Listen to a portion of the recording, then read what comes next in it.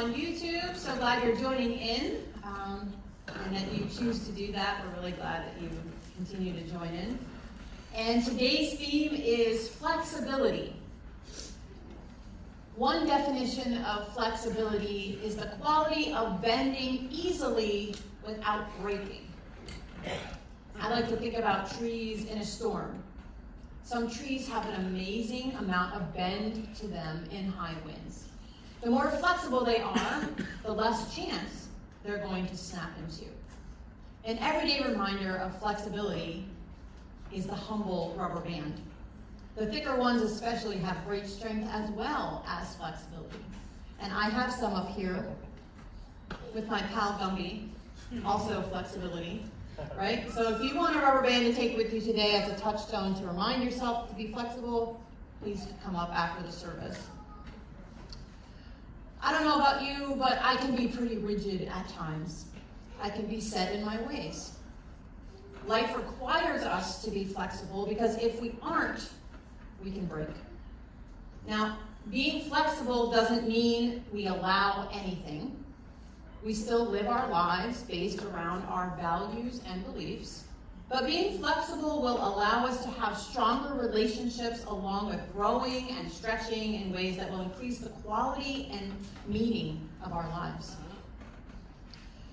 A few months ago, I went to the stretch zone for the very first time. Has anyone ever been to the stretch zone? All right, yay! Last time I said no one, they looked at me like I had 5 heads. Okay, the stretch zone, it's a real thing.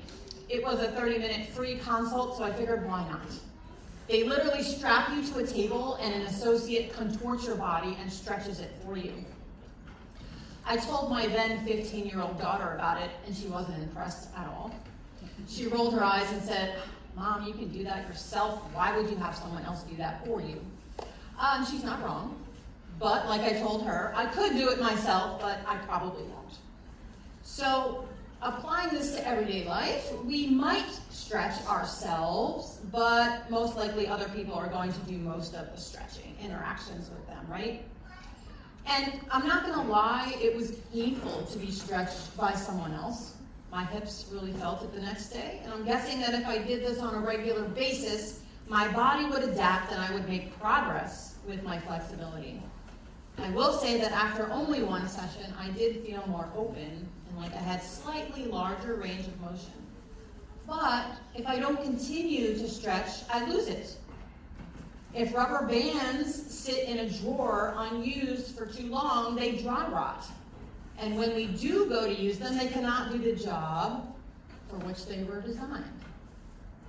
We have to practice being flexible on a regular basis in order to allow how to live a flexible lifestyle.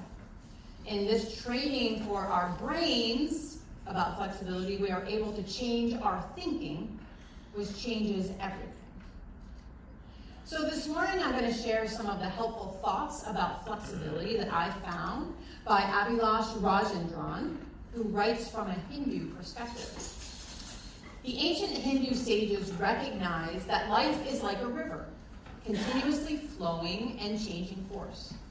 To attempt to impose a fixed structure on such a dynamic force is not only futile, but also detrimental to our spiritual evolution. To attempt, Hindu scriptures remind us that the true self, capital S, is beyond all limitations. It encourages us to embrace the present moment without clinging to rigid ideas of identity or the future.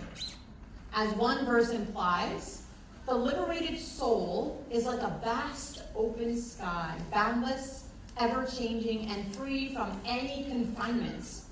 Doesn't that sound lovely? That's what flexibility can do for us. While thinking about being flexible in our bodies, like with the stretch zone, can help us get a feel for the idea, physical flexibility clearly is not the focus today, but flexibility of our thinking, which can be a hard thing to change. Difficult, but not impossible. In a world marked by constant change and unpredictability, rigidity in thought and behavior often leads to unnecessary suffering and discontent. There's enough of that in the world, right? I don't want to impose that on myself. Rigidity, by and large, refers to an inflexible mindset and a fixed way of living. It manifests as an unwillingness to adapt, an unwillingness to accept change or see beyond preconceived notions. Flexibility and openness are essential for spiritual growth and overall well-being. When we engage in rigid thinking, that is the opposite of flexibility. So here are some problems with that. The first being limitation of perspective. Our perception of life becomes narrow. It has to be this and only this. Our rigidity can lead to black and white thinking, which is a type of distorted thinking that is common in addicted persons. The thing is, we live in a world of mostly gray, not strictly black and white. This limited perspective can lead to intolerance, prejudice, and an inability to empathize with others. Thinking in gray is a lot harder than the cut and dry black or white mindset, because the gray takes into the account the complexities and nuances of existing in this world, which are many. Rigidity can also cause emotional suffering, specifically when we refuse to have an attitude of acceptance and we resist change. When life delivers unexpected challenges, which it does, those who cling to a fixed mindset may experience heightened anxiety, frustration, and despair. The inability to adapt can make even minor setbacks seem insurmountable. If you identify with this, find a rubber band, put it somewhere where you can see it, and allow it to remind you to be flexible and practice acceptance. Stagnation of growth is another result of being rigid in our thinking. Rigidity stifles creativity and innovation, preventing us from exploring our true potential. Spiritual and personal growth require openness to new experiences, ideas, and insights. And last but not least, rigidity can create a barrier not only between us and other people, but also between us and our higher power. This might look like unwillingness to take direction or guidance, lack of humility, and being closed off from the possibilities beyond what we can imagine. There are many benefits of a life lived with flexibility, openness, and unyielding curiosity. Here are some examples of what embracing flexibility might look like. First, accept the idea that life is in constant flux. This is about expectations. Just expect it. Like water that flows around obstacles, a flexible mindset adapts to changing circumstances without losing its essence. We can attain true freedom when we let go of rigid attachments and fixed identities, allowing the mind to remain open to the infinite possibilities of the present. The second piece is closely related. It's cultivating non-attachment. Non-attachment is one of the central tenets of Hindu and Buddhist philosophies and can be of great benefit to anyone looking to embrace flexibility. This doesn't mean indifference, but not engaging with the non-essentials. It's about doing our part and then holding outcomes loosely and trusting that our higher power is taking care of the rest, no matter the outcome.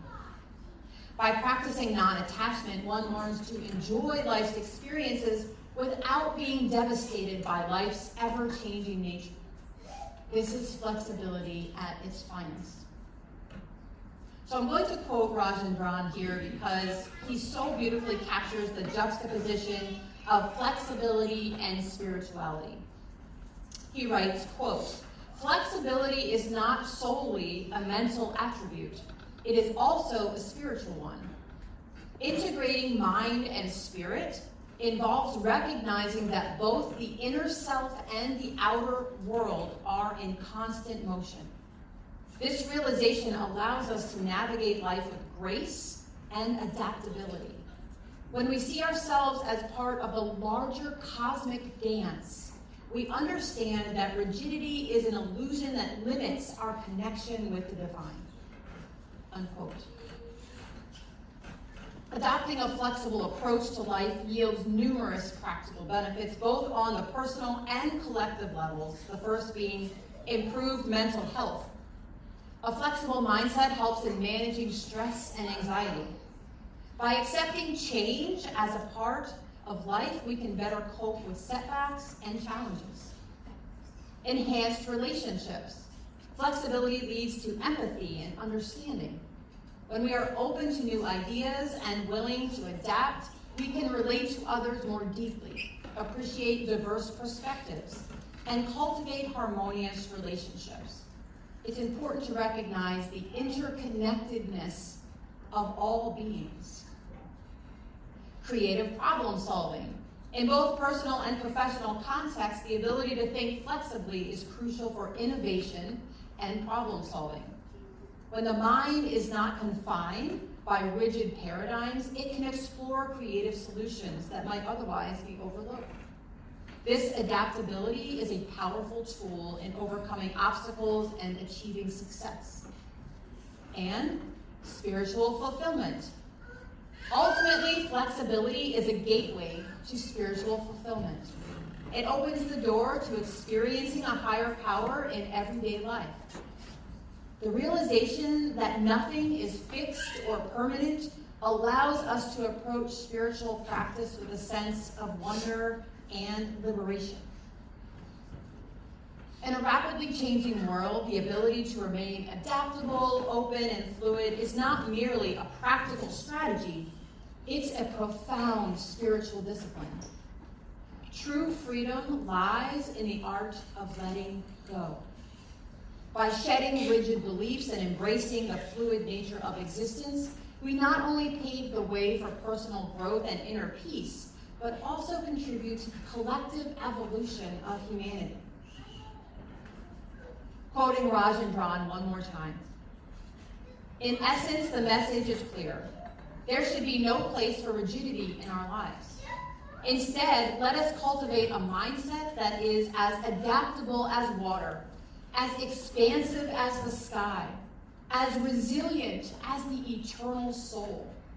Whether facing personal challenges or navigating the complexities of modern society, the path of flexibility offers a beacon of hope and a promise of liberation, a journey toward a life lived in harmony with the ever-changing rhythms of existence.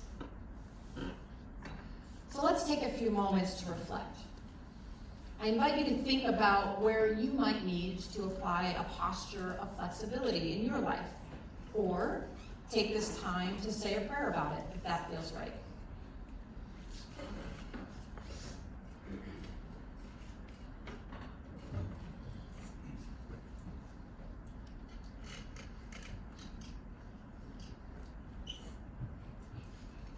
Amen.